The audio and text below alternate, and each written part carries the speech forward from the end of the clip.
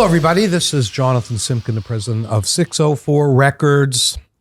I'm here with another episode of Versus. And yeah, it's kind of an interesting one today. I'm very, very happy to have with me today 64 Funnycars. Why don't you gents introduce yourself starting on the left? Hi, I'm Tim Chan. I play guitar and sing. I'm Eric Lowe. I play drums and sing. I'm Colin McRae. I play bass and was never allowed to sing. Can you sing?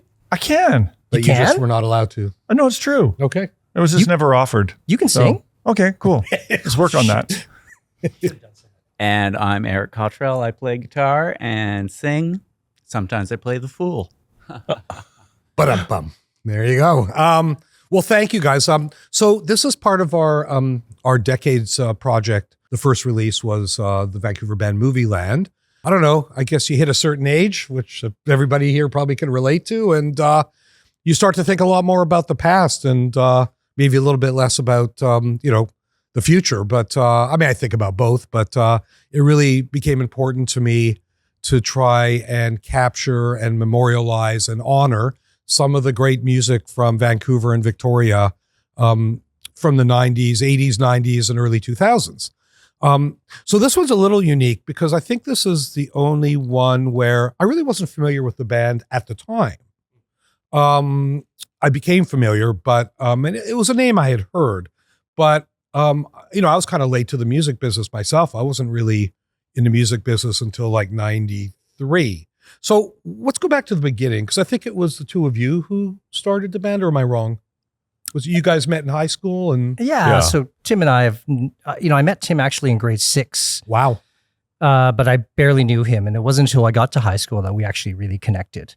And then, we had played in a whole bunch of bands, crappy high school bands, but had a ton of fun.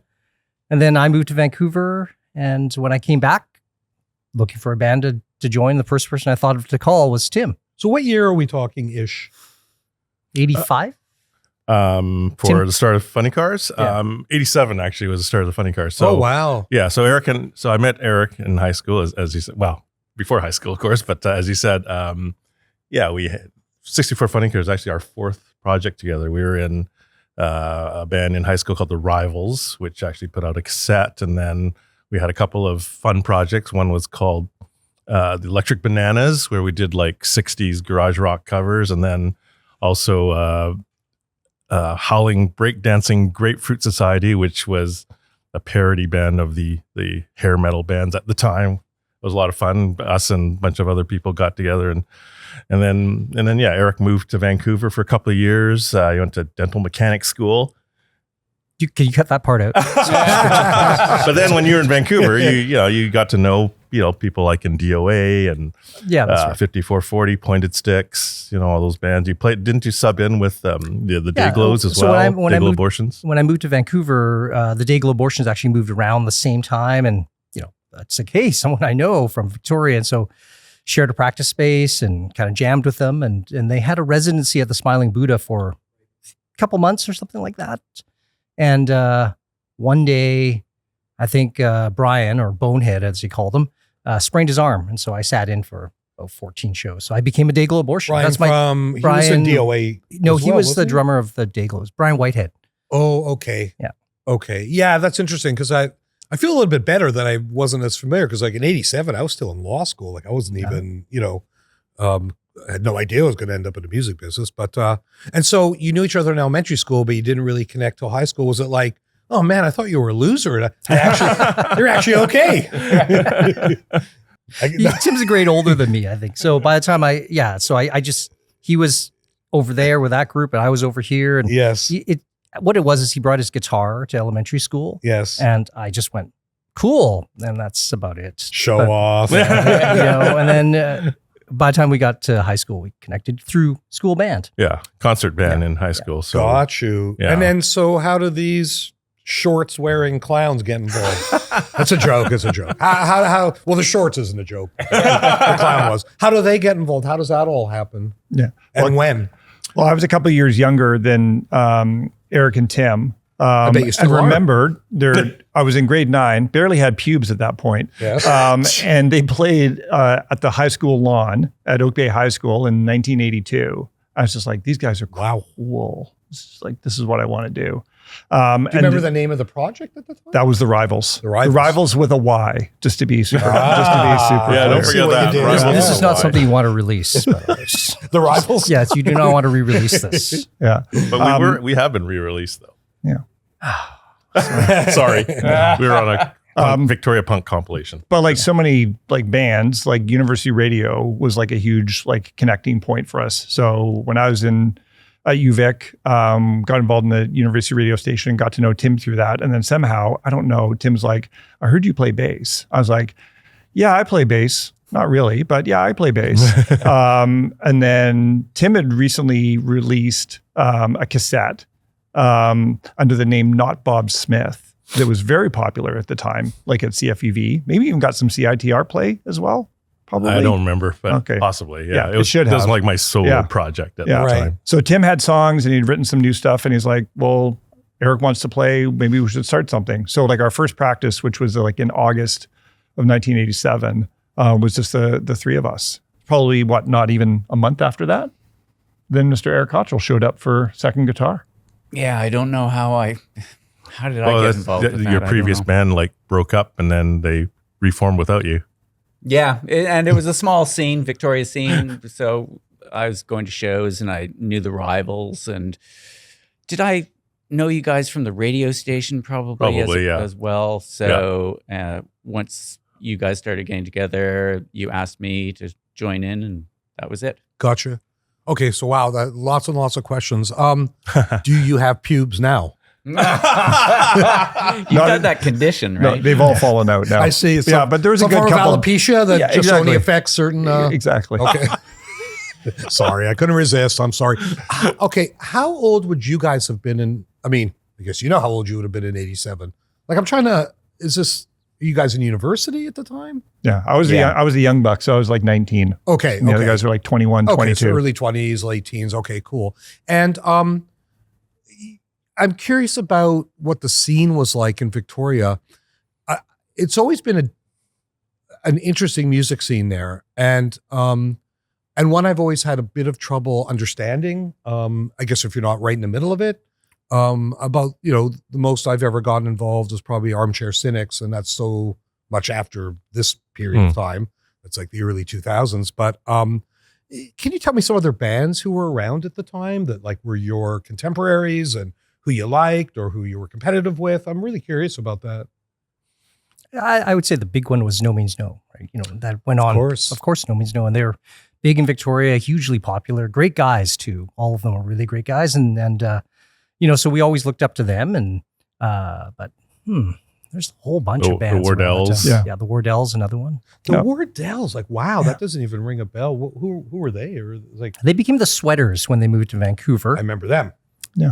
Yeah, so the Wardells were, they were like, so as Eric mentioned, No Means No were always seen as kind of the successful kingpins, if you were, of the Victoria scene, because they start touring all over the place. Yeah. They had management.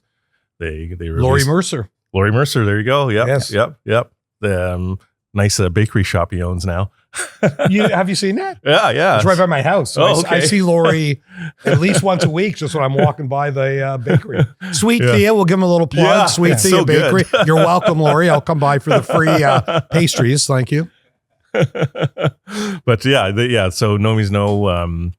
Red Tide was another big one. I remember them. Yeah, they released a bunch of. I think they had like an EP and a bunch of cassettes. I don't think they ever released like an album on vinyl or anything like that.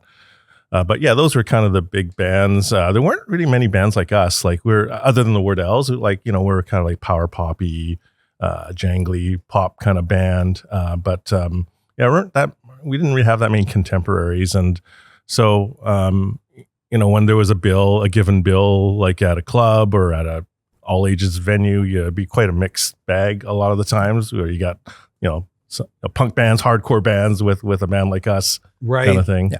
And then I'm trying to remember, and again, this is a little before my time, but like the clubs that people would have been going to, like Harpo's was kind of the place, wasn't it? Like Yes. the big, Pretty much, yeah. And is that the one that's sort of right on the water? Yeah. That's right. Is Beautiful it location. still around? It's called something else now. Called the Upstairs Lounge now. Yeah, it's still around. It's like exactly that. I haven't been to it since it closed down as Harpo's, but from what I understand, it's pretty much the same. Like there's no change to I it. have very vague recollections of it. I remember being there for a 5440 show because the first band I ever managed was a band called Daytona. Right. If you remember them, they were on Zulu Records when Grant had that label for a while. Yeah. It was Harpo's a place where the backstage was actually upstairs. Yes, that's right. Yeah, right funny upstairs. sort of layout.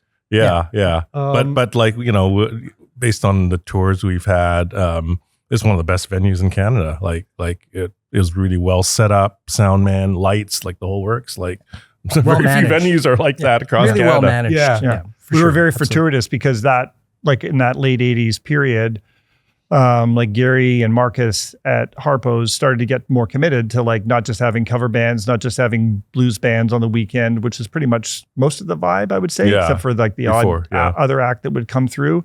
And so all of a sudden there was a place to play. So like on a, Thursday, Friday night, that was our first gigs, was actually with the Wardells. We'd been practicing, I think, for like 2 months maybe. And the Wardells were like, you guys should open for us. And we're like, cool. We don't have a name. We're not really sure that we know what we're doing yet, but let's do it. And we actually came up with the name 64 Funnycars the night before the posters had to be printed for that show. Oh gosh. Because we didn't actually have a name and had a whole bunch of really stupid names like in the mix. And so what did it mean? What does that mean?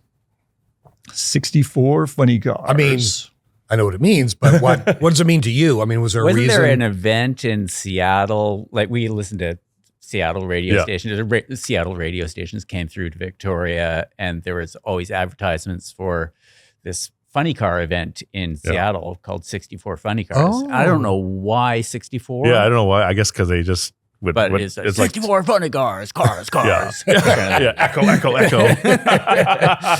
So, and that was, we were sitting around Coffee Max thinking about names for bands, and then 64 Funny Cars just kind of stuck. Yeah. Was that interesting? Yeah. So I wasn't sure. I mean, if it had anything to do with 604, and of course it doesn't. It has absolutely nothing to do with 604. So that's your first gig.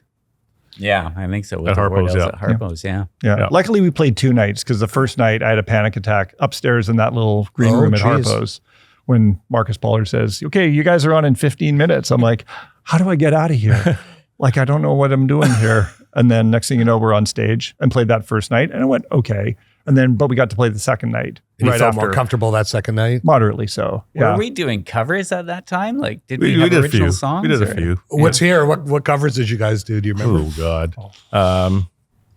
I remember one of the covers was a song called "You Must Be a Witch" by the Lollipop Shop. It was like a 60s garage band. Really obscure. Wow. Yeah. That was one of the covers. But we did a lot of cheesy covers over the years. It kind of went more into the cheesy side of things. And like, sort of punk them up. And, like Neil Diamond and oh, that's funny.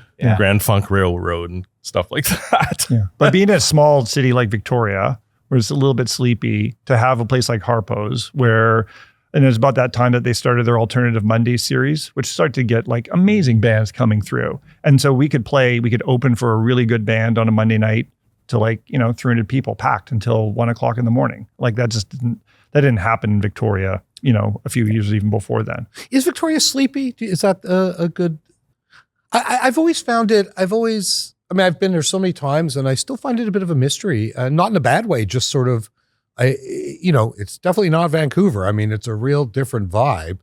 And I think part of it for me is that, when I was a criminal lawyer, I had quite a few clients from the island. And so I knew a bit more about what goes on there than maybe. So, I mean, the island's a strange place in a lot of ways. And I think part of the reason is there's a lot of alternative lifestyles being led in places that are off the beaten path, whether it's the Wiccans or the Hells Angels or the Grow Ops. Like there's a lot of interesting shit that goes on there.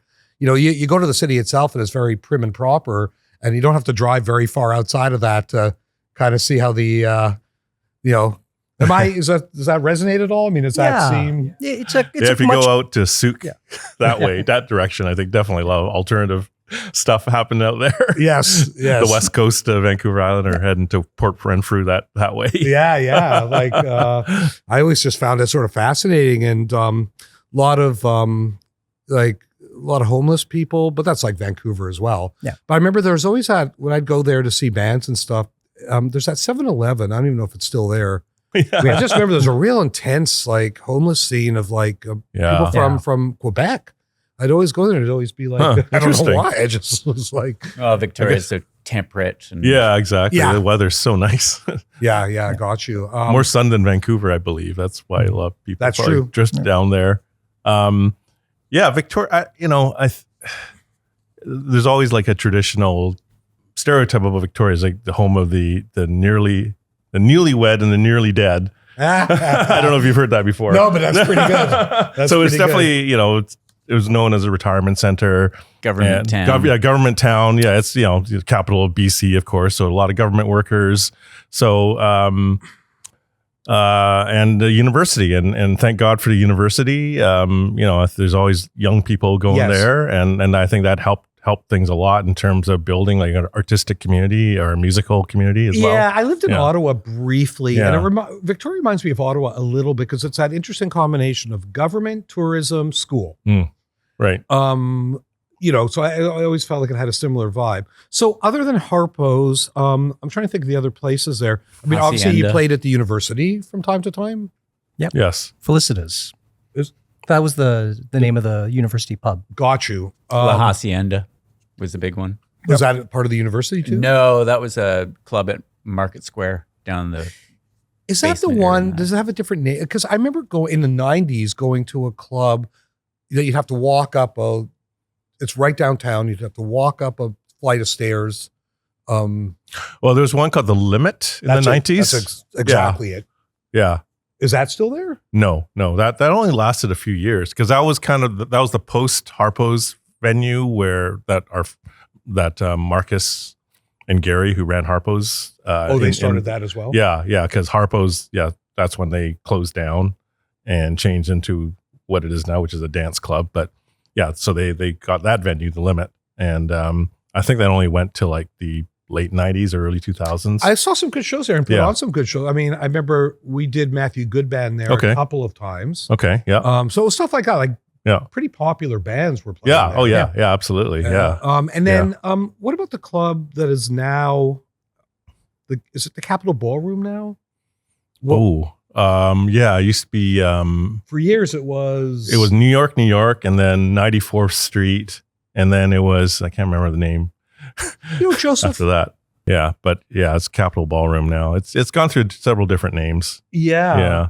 And also Yeah. different owners. Like I think it was Nick Blasco's place for a while. And then when he sold the company to MRG, I think it's an MRG owned place now. Great venue. I mean, it's always been one of my favorite. Yeah. We played there when it was 94th Street. 94. We did too. Yeah.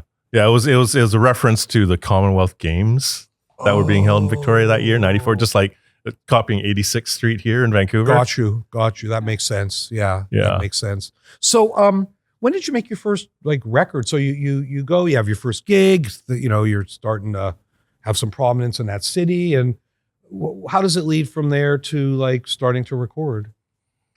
Yeah, we did a cassette first. And that was just a few months after we started in late 87 with a fellow named Scott Henderson. He brought his big, it was like a all-in-one 8-track reel-to-reel unit. He brought it to our practice space and just recorded us in our practice space. Like one of those Tascam. Yeah. Yeah. But I remember it was like a reel-to-reel and there was a mixing console like all in one unit. Oh my God. And he still has the master tape at a studio. Anyway, so yeah, that was our first recording, and we released a cassette soon after that, 8-song cassette. And then what do you do with the cassette? Like go to Lyle's place and Sort of, pretty much. was that there then? Yeah. Oh yeah. That was already there. Is I it think still I worked there? there. Yeah. I think he's out of business now. I think Finally, because it was there forever. And I mean, I I remember being, God, I can't remember what years this would have been, but seeing those wacky commercials that he used to. I remember he did a commercial where they had a picture of Bono and he was singing, I found what I wanted at Lyle's place. And I remember thinking, like, what the fuck is like, but it was a good store. I mean, it actually was Yeah, a it good was a record great store, yeah. Was that the main sort of record Yeah, store? it was. Yeah. Well, there's always A&B Sound. Oh, of course. Right, There was so- an A&B in Victoria. Right. So Yeah, A&B. There's some other smaller independent stores like Catapult Records. Collectors RPM. Or Yeah. No, No, that was that's Vancouver. Vancouver. Yeah. There's one in Fantown Alley. Mesros, yeah. Mesros was a big Oh, one. yeah. That's right. That I remember. And then our friends Funhouse Records as well was another one. Is that Yeah. interesting? Turntable. That's what it is. And Turntable, yeah, Turntable in Fantan Records. Alley. They're It's still there. Turntable's Yeah. still there. So when you make a cassette, like what, at the time, obviously this was long before streaming and long before iTunes. And, what is it mostly something you just sell at your shows? Is it something you had any real sort of interest in distributing or? I think you do send it out to the radio stations. So because we all met through college radio, we sent it out to all the college radio stations, and there was some pickup, some interest from CITR actually, and that's really what helped us a lot. Janice McKenzie, who you know very well, she really sort of championed that cassette and sort of gave us an opportunity to play in Vancouver, and through that we just started to play more, and more people came out to see us. It was So one you of those come over to things. Vancouver and play at, the Pit or play at like stuff like that? Well, I don't think we ever played at the Pit, but we played at the Old Arts Club Theater on Seymour. That was our first gig. And no, actually, it wasn't our first gig. I think our second Wow, gig I in can't Vancouver. remember that. Where- Yeah, it was just at the foot of just near the bridge if you're heading north after you get off the Was it Granville Seymour Street and Bridge? Davie? kind of yeah, thing? around there. Yeah. Yeah, okay. yeah, the And they Arts had Club. the theater was above, and so if Yeah. you played a show, you had to be absolutely quiet until 10 p.m. because Right. there's a play going on upstairs, right? Like you could barely talk. It Wow. was really interesting that way. And then 10 o'clock, it's like, okay. And then the music comes up. Oh, God. But the first Yeah. gig we played in Vancouver was at the Savoy. Yeah, the Savoy. Yeah. Remember that? Is Yeah. that the upstairs? Yeah, Yeah. upstairs. Yeah. That's right. Like we're in Gastown. Yeah, Gastown, and it was the Diamond. I guess reopened as I think called the Diamond. Now? Was yeah, but then I Okay. think it closed again. Yeah, and then I think it came back as the Gastown Music Hall Right, for, that's for right. a bunch of years as well. Oh, okay. Yeah, and then the Wardells brought us over. It was to play at the Town Pump for a night or two. That was kind of the peak of like, for at that time. Exactly. The poster Like- said Island Invasion. Be invaded by like very friendly pop bands Nice. from Victoria. Nice. Yeah, no, that's wow. Because Town Pump, like certainly in the early 90s, mid 90s, if you played to Town Pump, you kind of made it. Like that was kind of the place where a lot of bands got discovered. I mean, I got Matthew Good his record deal because of a show at the Town Pump. We invited the A&M Records. They came out, and I remember Pure doing stuff there with Pure, doing stuff there with Nickelback. Nickelback actually played right before it closed down, but gosh, that was a great place to see a band. Holy It was, smokes. yeah. Yeah, I loved Um, going there to see bands too. Yeah. Yeah, for sure. I always lie and say I was at that Nirvana show. I wasn't. I just over the years I've convinced myself I was there, even though that's not really They true. played in Victoria just before they hit big Is that as well, right? and nobody saw them. Like Nobody I saw wasn't there, but yeah, it was like there was like half a dozen people there, something like that. Good God. Legendary. Pearl Jam played Harpo's, I think. Yeah, that's right. That sounds right. Almost no one went. I'm sure. Right, so I'm sure. And did you play like I'm trying to think of the other Hungry Eye? No, we played the Cruel Elephant a few times. Yep. Yeah, we the Railway Club. Yep, Railway Club. 86th Street. We actually played at 86th Street as well. That was with the Wardells. God, us and the Wardells are kind of joined at the hip. But that was a great show that we had there. I remember because it's a big venue and we actually managed to fill it up. Oh, So, nice. Yeah. So like at that time, were you guys like serious? Like this is what we want to do? And or were you in school and it was just still kind of we're not really going to do this for a living, but was it a little of both? Or, I mean, Yeah, a little of both, kind of. Yeah. I remember a band, Scruffy the Cat from Boston, played Harpo's, and it was a really great show. And we hit it off really well with them, and they asked us to join their tour, and we're like, well, we have jobs. So, yeah, I mean, we were serious, but we also knew the limits of our kind of commitment to it, I think. It's funny. I think there's a lot of bands who end up coming to an end when they're forced to make that kind of a decision. Yeah. I mean, this came up with another podcast with another Victoria band, the Armchair Cynics, because, you know, I remember they had an opportunity to tour with Theory of a Dead Man, and it would have meant one of them was going to lose their job, and he just felt like, I have a kid and stuff. I just can't do it. I can't risk it. Yeah. You know, it's kind of sad. Like it's funny, Yeah. you know? It kind of worked out. I mean, the Funnycars was just a fun band. And I think if we really kind of committed to it, who knows? I don't know. It was always like held very lightly as a band, basically. Like Funnycars and Serious would never be put into the same sentence. And in fact, at times, like definitely in the goofy category. I don't know. It was like one of those conversations I don't think we ever really talked about, but in terms of like, this is kind of the vibe of what we want to be doing. And like, whether it be like, quit your job like tomorrow morning and go on tour with this awesome band from Boston for like 2 months, or, you know, when we were recording our first album down at Egg Studios in Seattle, and sort of had a semi-serious conversation with Conrad Uno, who had Pop Llama Records. He's like, well, I might be into signing you guys, and some other bands are like kind of into you being part of this, but that means touring, and that means this, and it means this. And we're kind of like, that doesn't really feel like what we ever wanted to do. And so again, it was never really like an intentional conversation, but it just kind of worked out that way. Yeah. No, I hear you. Pop Llama Records. Gosh, I haven't heard that name in I mean, they had a moment. Yeah, for sure. Yeah. Like, Put out some big bands. yeah. They did. So was that the first album you said? And so you do the cassette, and then is that the next thing that you record? That's right. Yeah. And how did you end up, who was the producer? It was Conrad Uno. And how did that happen? Like, how did that, Maybe you Eric. guys approach Yeah, we him, started. or- I think that at that point played a few shows and got to know the Young Fresh Fellows. Yep. Who were produced by Conrad Uno. We loved the records, loved their energy, their vibe, and so we thought, well, you know, good enough for them, good enough for us. Yep. So we just basically rode their coattails down to Seattle, contacted Conrad, and kind of took it from there. You know, he was, and at that point we had played that Scruffy the Cat show. I think, gosh, what's his name? What's the singer's name again? In Scruffy the Cat? Yeah. Charles Chesterman. That's right. Charlie Chesterman, right? The late Conrad. great Charlie Yes, the Chesterman late passed great, away yes. a number of years ago. Oh. Yeah. Amazing musician. Super cool. Yeah. And so he called Conrad and gave him a heads up that we're coming, and these guys are great and all that. And that's what led to that conversation.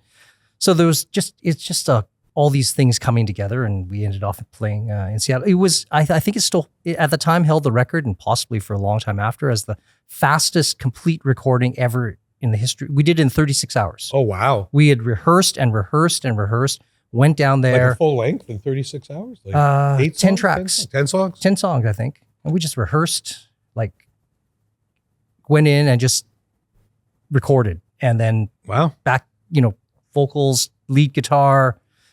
He did a rough mix, and we left and came back to Victoria. Yeah. Well, we were also sleeping in the van and eating at Albertsons. So, And bathing in Green Lake. so we didn't really have time on our hands to be able to like do much more. Bathing in Green Lake. That might explain the pubes thing. That might, Didn't get murdered. you know, that's good. Thank goodness for that. Yeah. Oh, that's right. The Green Lake murder. Yeah, that's right. Yeah, that was a thing. I do remember the first time we went, well, we got to take a bath, right? So we're getting out of our clothes and getting into the lake, and these two women came out of nowhere and goes like, the water's great, come on. And my God. they Yeah, took that's off right. their clothes, and we all Oh. went skinny dipping. So Well, there you go. That's we gotta like that. So you make this record at Egg Studios, and what happens? You manufacture some CDs, and we pressed too many records is what it is. So they're still in my basement, actually. But we go on and go to do the whatever, you know, we get it pressed and we start to send it out to radio stations, put it in some stores. We had distribution. yeah. We had our friends own a record distribution company, and they distributed in stores across Canada Oh, as nice. well. Yeah. do you remember who that was or what the They company were was? called Groovy Times Distribution. Wow. Okay. Yeah. Yeah. Yeah, what a different world it was then. I mean, gosh, Yeah. 'cause there were those interesting independent Yeah, sort of companies that were doing stuff like that. yeah, When of course now even the majors have pretty much bailed on physical distribution. right. How Yeah. interesting. Okay. Who was Groovy Times? It was Chris Yeager, Dwayne. Oh, right. Yeah, Dwayne yeah. Chaplawi, Jack Tillman, I think was Victoria involved. guys? Yeah, they're all Yeah. Victoria guys. Yeah, yeah. They had a warehouse in Victoria, and they just did their I think distribution. Dwayne was still living in Montreal. That was before he moved. Oh, before he moved. Yeah, Interesting. yeah. But we recorded that like mid 1988. Late summer. Late summer, 80, it was August, September, something like that. I think. And that summer, 1988, Tim and I were still both really involved in the university radio station and CFUV, the UVic radio station. We hosted the National Campus Radio Conference. So all the folks from campus radio across Canada came to Victoria and we do this big conference. So we got to know like all the music directors at all the different campus stations. Yeah. We played a show with the Wardells and the Touch and Goes at Harpo's that was like beyond packed. Like I think we charged $1 for people to get in, and we ended up splitting a door of like $520, which means like 520 people went through the door. I think the capacity of Harpo was like 200. Yeah. So maybe that many people left and then new people came in.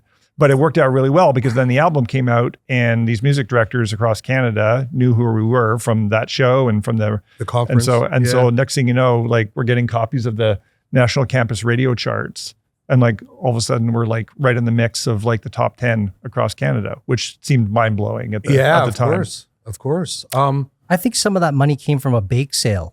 This is this is how goofy we were. We didn't have a record release party. We had a record release bake sale. Nice. And we all baked goods and we actually sold them at a little table up in the corner. Wasn't there a cakewalk? And yes, and we had a cakewalk. Nice. Right? So Nice. Remember that Weigh some serious cakes. part? Yeah. Yeah. This is the serious part coming out. Gotcha. it's a great poster that Eric made where we're all popping out of an oven. Nice. Still have that anywhere? I got a copy. I Oh think, God, so. I'd love to digitize that and have some Yeah. fun with that. Yeah. Record release bake sale. Yeah. Wow. That's actually pretty cool. Did like how far out of Victoria then did you get? You say you played some shows in Washington State, played some shows in BC or Vancouver, I should say. Like, did you ever go all the way across Canada? We did, yeah. With the later lineup, we went across Canada. But we did with this group. We did Western Canada a couple of times. We played in Calgary, Edmonton, on and off as well. Did you I think book it mostly yourself? Calgary? Like you book your own tours? Yeah. Yeah, we did. That's when We you did. could. Yes. Right. You could. You'd get on the phone. You got a list of people and you'd contact them and you'd Yep. actually schedule and make arrangements. Yeah. Wow. And sadly, in those days, there wasn't anything between Vancouver and Calgary, so we'd have to hop on the ferry, arrive in the mainland, drive all the way to Calgary after that, like usually in one day. That's always been one of the curse of being a band in Canada, even today, even though there are a few more destinations you can stop in, but it's not like the US where you can drive for 2 hours and get to your next gig. Yeah, That's always been a Worse real problem. for a band from Victoria. yeah. Sure. 'cause we I had think the first time ferry. we went, our first show was in Regina. Oh, Right? And so we get the 7:00 ferry, the first ferry you can get, and we drive. I don't know why we didn't Stupidly. stop. Stupidly, we drove all the way to Regina Oh, God. in one shot. Oh, man. Got to see the Northern Lights though, which is pretty cool. Yeah. But then it's like 7:30 in the morning. Say our hotel's not ready. We're really tired. So I don't know. We went to Humpty's, home of the 40 egg omelets. If Humpty's is still around, that was on their menu. A 40 egg omelet. Wow. Yeah, had a heart attack just reading it. Yeah. And so I think we just sat around Regina waiting till sound check. It's like, fuck. Yeah. and I think That was the- my idea. So I take full blame for that one. Jeez, what an idiot. Oh, I think another great idea you had was driving from Montreal to Windsor on the same day. Oh, God. No, yeah. That was Yeah. that This was is when you not a book your great own idea shows. So either. I'm doing most of the booking, and we play Montreal, and then our next show's in Windsor. Oh, everything on the East Coast is like really close, right? No, Yeah, I'm trying to imagine how long because It's like That was like 7. 12. Was it 12? That was oh, long. it's but- more than So long. 7. Yeah, for sure. Yeah. But that first, And that's the last time I booked anything. So, but if I remember that first show that we played in Regina, when we were all comatose and struggling from the 40 egg omelet, we were playing with the Hard Rock Miners. Oh yeah. And so we were playing this venue and we started, I think at around, I don't know, 9:30, 10 or something. But this is, 1988. So there's no cell phones. There's no nothing. No. Like Hard Rock Miners have not shown up. And they don't know where they are. So we start our set and then we've done like 12 songs or whatever. And they're like, well, they're still not Stretch here. it, So keep stretch going. it. So we ended up playing like a 2-hour 15 opening set. Oh my God. And then near Oh, the other end- thing was that there was another band supposed to be on the bill and they didn't show up. That's right. Run Westy Run. That's right. We're in Rusty One. And they ran. They ran. Sure did. Yeah. And then Hard Rock Miners showed up, loaded in their gear as we finished our set, and then they played. And the ironic thing was we opened our set at like 9:30, 10 o'clock doing a cover of Folsom Prison Blues. And then they closed the show at like 1 o'clock in the morning, 1:30 or whatever, with Folsom Prison Blues, not knowing that we had opened the show because they weren't actually in Regina yet. Oh God. It was bizarre. I don't So- remember that. I must have been asleep from the egg remember comatose that. or something. It did. Hard the Rock fourth. Miners, I do remember them because, well, they were a good They're band. still but- around. Still around. Oh yeah, they played that. The Legion on Main Street is now a Yes. club, and Yes. they played that Yeah, because that's right. my wife went because Aaron Chapman did Yeah, something with he them, and- subs in sometimes. Yeah. But the link I have to that band is the drummer. I don't know if it's still the drummer. It's a guy named Ike Idleness. No, it's not. No. And he ended up in a band called The Water Walk, which was signed to Network. And that's the band who I moved into an apartment building in 92, and they were my next door neighbors. And that's how I got into the music business.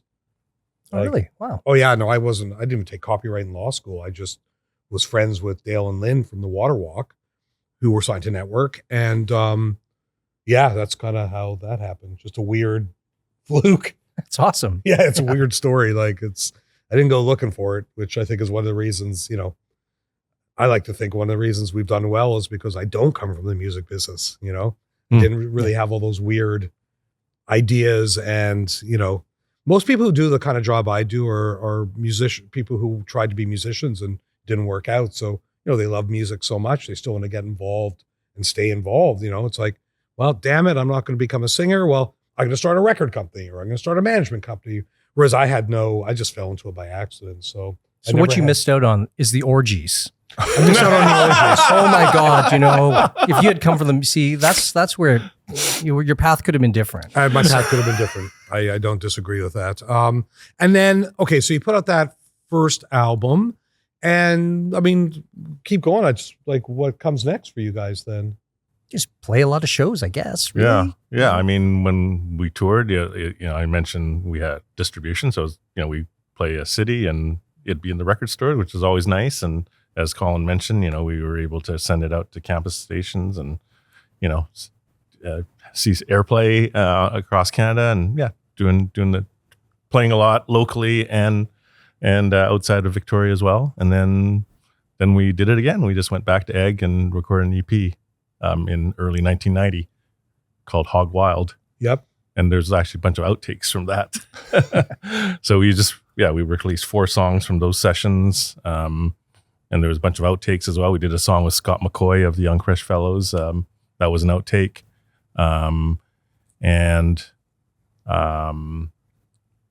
We put that out. And then Eric moved to Japan shortly after that. Why? I was just curious. I got a great job there. So yeah, it was decision time, and that was the decision I made. And Were you also were all 4 of you at UVic? Like were you all studying? Yeah, Not Eric. Were I just did a radio show. but we were at the radio station at that time. We all were at the radio station at that time. Yeah. And so you leave, and the band keeps going because Yeah, we got somebody to replace Eric, Robin Was Platts. that Robin? Yeah. Yeah, and just kept going. We toured, continued touring.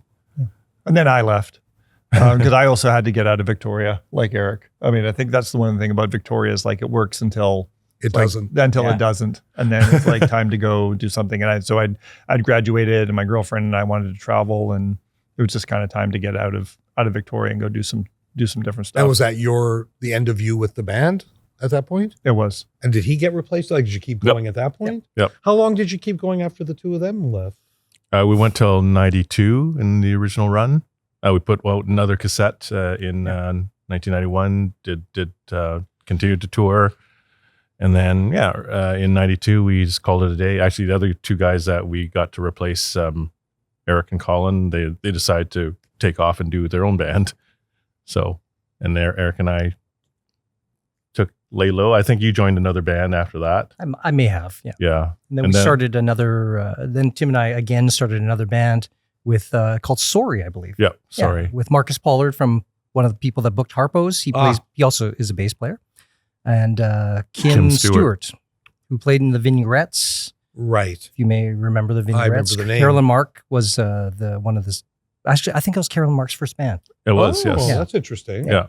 Okay. Also from Victoria. Because I was Mint Records lawyer, so I did contracts for Carolyn Mark. There you go. And actually, Eric and I did, right after the Funnycars split, we did a side project called Hat Head, which was like a country covers band with Carolyn and with Tom Halston of No Means No and Graham from Bum. And I think that was the lineup. Yeah. And Eric played bass instead of drums in that band. So like, it's interesting. Like when you sort of called a day on 64 Funnycars, was that at the time like a big deal to you? Like, was it like, geez, I guess that's that? Or was it just like, whatever, we'll start another band? And I mean, just trying to get a sense of sort of what. Yeah, I guess there was some disappointment, but is what it is. I think, it was a different band. No discredit to Robin or Chuck, great guys, but not the same as these two. And so it became quite a different band. It probably should have changed the name, and maybe that would have changed the feel. Because even when we toured, we were sort of touring on the strength of the music that these two were involved in, rather than the new stuff. So yeah, probably should have done that. So it was an inevitable end, I think. I don't think Tim and I were particularly surprised. Mm-hmm. Yeah, it just happened. Yep. Yeah. Yep. Okay. Well, wow. Thank you for all that. That's pretty awesome. Just hearing that sort of history so it's sort of basically a 5-year adventure at that point. I guess. Yeah. 87, right. 92. Yeah. Yeah. Yeah. Okay. And then we reformed we did a reunion show in 94, a one-off reunion show. With the two of you. Yeah. And then we all ended up in Vancouver and started playing together again in 2010 and did a bunch of shows in the 2010 to 2013. And we still occasionally get together. But yeah, as Eric mentioned, it was quite a different band when we replaced Eric and Colin. And there's a certain chemistry that the four of us seem to have together that we didn't have with the other two guys. Yeah. Like we have a lot more in common, for instance. I guess maybe like personally, I guess maybe than we did with the other guys that came in later on. Yeah. So I'm trying to remember, and I'll say because you can't see him on camera, but Joseph's here too, who's very involved in all the decade stuff. So I'm trying to remember how did we even contact them? Like because I think you came to me about it. You kind of sent me a link or something and said, "Hey." That's right. Yeah, I saw your post. Yeah, I think it was on Facebook, and I thought, wow, this sounds like a great opportunity for 64 Funnycars to maybe have our music out there because we don't have anything on streaming right now. Why is that? I'm curious. Like, was there a specific decision? Did you guys ever talk about it? Like once in a while, go, "Hey, why don't we put our stuff up on Spotify, or why don't we put our stuff?" Or just didn't even. We weren't a band, right? So what's the point, basically? Yeah, I mean, not really a band. I mean, there's no reason, no reason to do it. We're all still active musically, and we're all in different projects, and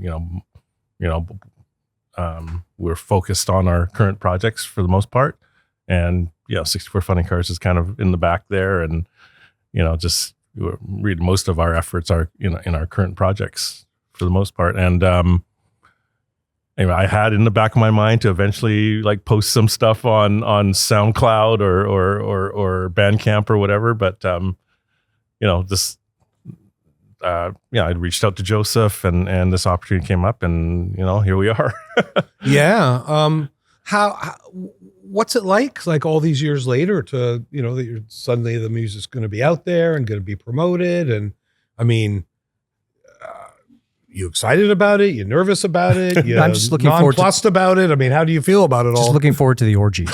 Back to the orgies. It's going to bring that. Just going to look. Yeah, just can't wait. I'm sure within 24 hours of us releasing it, the orgy opportunities are going to be Absolutely. I think, yeah. No, I agree. But I'll, I mean, is it strange that, I mean, it's all these years later and suddenly It's very strange. part of your past that's like, Yeah. going to be out there again? And It's very strange. Yeah. good strange? I guess so. I don't know. It just seems like, yeah, I guess to answer your question about why haven't we streamed 64 Funnycars, it's just something that's done, and it's kind of over, and now it's back, and it's kind of weird. Yeah. Yeah, no, I could imagine that. Yeah. I could imagine that. Yeah. But it's like this, coming up on like a 40-year, like this is stuff that almost happened 40 years ago.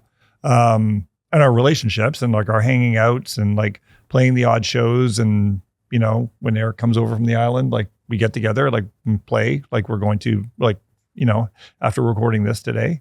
So it is kind of strange, but it's also fun to hear it through like a different lens now, right? Particularly like based on like what music production is now versus especially like that stuff from the Egg Studios sessions where like one of the reasons we went there was because like there's a certain vibe and a certain sound that like Conrad knew how to do. And that's like kind of what we wanted it to sound like. And it fit well with the sort of chaotic poppy stuff that, like the Fellows did and Fastbacks did. Like that was kind of what we really liked and stuff. So it's going to be kind of weird to hear it in a 2025 context. Is Conrad, still around? No, he's retired actually. Yeah. He sold the studio. Is the studio still around? No, it's gone. Yeah, it's just a few years ago, I think. Like they announced that he was going to close up the studio, and he sent I think it was like an open ad out to bands who recorded at Egg Studios to Come get your masters? Yeah, come out. And Eric And the actually, studio was just his basement, right? yeah, So It was in his house. yeah. Yeah. Oh, interesting. but he knew what he was doing, and everything sounded great coming out of there. So Yeah, I remember the name. Like I was the lawyer for a while for CZ Records. Oh Remember yeah, them? yep, Because that was Mia Zapata, the Gits. okay, yeah, I remember Mia yeah. Zapata who got murdered, and that was Right. like this horrible thing that Yeah. happened in Seattle. But he had them. He had Built to Spill. Right. He had the first Treble Charger record, strangely, Huh. the EP. So I got to know a little bit about the scene there, but Yeah. that was sort of, post Nirvana, post grunge, post, Right. so it was kind of a bit of a pale sort of shadow of what it once was. I feel like I really missed all that, which is kind of too bad, but well, that's interesting. I don't know what else. Anything anybody want to say, or anything on anybody's mind? Anything I've left out? Joseph, anything we need to talk about? Oh yeah, they fell when the table fell. We have contracts literally right here. We've never done that on a podcast. I Wow. wonder if it invalidates the deal somehow. signing papers. Yeah, that's right. Yeah, it's under duress. Yeah, the pressure of the podcast. Well, we're not live, so it's. No, yes, I think we appreciate this is fantastic that we're doing this, and thank you so much, Jonathan and Joseph, for just proceeding with this. We're really excited. I'm It's so kind glad of we really have a band interesting. from Victoria too. No, I am, because it wasn't really my background. And when Joseph sent me, the link, and I went and did a bit of my own research, and it was funny. Things do come up about the band, and it'll be like a Discorder article, Right. like stuff like that. But like I said, I think we're probably all around the same age, and I hit a certain point where I kind of went, you know what, like, I don't understand why, you go to Toronto and you talk to people in the music business. It's like, oh man, the 80s, the Queen Street scene in the 80s, and this scene and that scene. And Vancouver and Victoria are a little less self-reflective that way. And that's okay, I guess. But it was important to me that somebody document this, and Right. that this, it's partly an archival project, although it's also very much a, hey, this is great music and I want the world to hear it. And I mean, the first release was Movie Land, which went well. And it's funny because we charted a song. That album was made 32 years ago.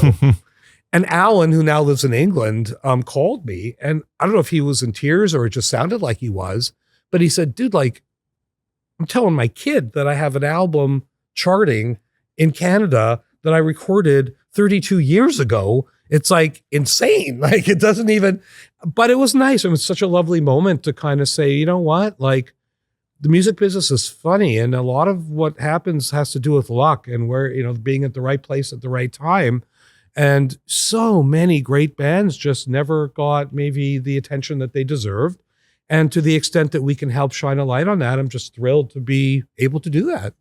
Right on. Yeah, thank you very much. And Yeah, Joseph thanks. as well for, bringing this forward and all that. But also thank you for archiving and bringing all this Yeah. music forward. I think that it's a great project. I appreciate It's that. There's a lot fantastic, going. yeah. There's a lot of great bands that just never saw the light And of we're day, going to be right? putting out a lot more. That's I mean, great. we've almost been overwhelmed by the response. Like, it's a lot of, like, we have a lineup now of people that we have to sort of sort through now and figure out. I think the next one's Pure. Okay. Okay. Did you Awesome. guys ever, I mean, they were probably a little after you, I guess. Yeah, I've seen Pure. I kind of know some of the guys, but not really. So Yeah, and that was a different one. I mean, I was their lawyer, and that one was a little bit different. They were a little bit later. Laurie Mercer managed them as well, at least early on. And it's partly a tribute to Todd Simcoe, their guitar Right. player, who sadly passed away. But